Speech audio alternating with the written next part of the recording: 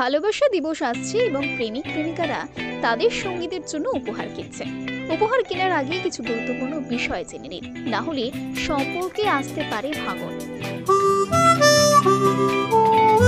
14 ফেব্রুয়ারি সারা বিশ্বে ভালোবাসা দিবস পালিত হয়। প্রেমিক প্রেমিকাদের জন্য এই দিনটি খুবই বিশেষ এবং তারা এই দিনটির জন্য অধীর আগ্রহে অপেক্ষা করে। মানুষ তাদের প্রেমিক প্রেমিকার জন্য বেশ কয়েকদিন আগে থেকে উপহার কেনা শুরু করে।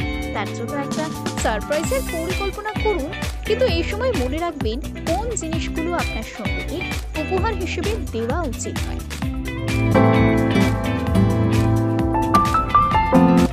কালো জিনিস উপহার দেবেন না।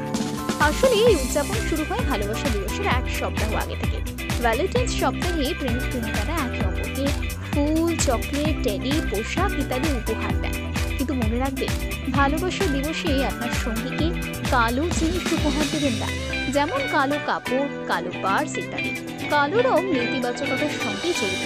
কালো রঙের জিনিস উপহার দিলে সম্পর্কের মধ্যে নেতিবাচকতা এবং তিক্ততা বৃদ্ধি পায়।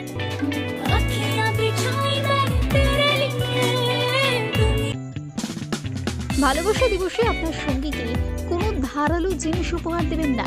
এর ফলে আপনাদের সম্পর্কে ফাটল দেখা দিতে পারে। বাস্তুশাস্ত্র অনুসারে কাউকে কখনো ধারালো জিনিস উপহার দেওয়া উচিত নয়। এছাড়াও আপনার সঙ্গীকে রুমাল দেওয়া থেকে বিরত থাকুন। জুতো, অনেক সময় প্রয়োজনীয় কিছু দেওয়ার জন্য মানুষ তাদের সঙ্গীকে জুতো উপহার দেয়। এটা করাও খুবই অশুভ। এটি দম্পতিদের সম্পর্কের মধ্যে বেদনা, কষ্ট তৈরি করে।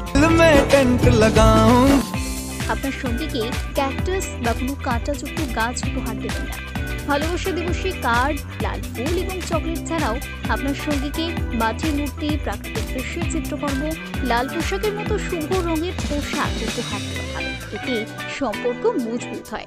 Bureau report, TV19 Bangla.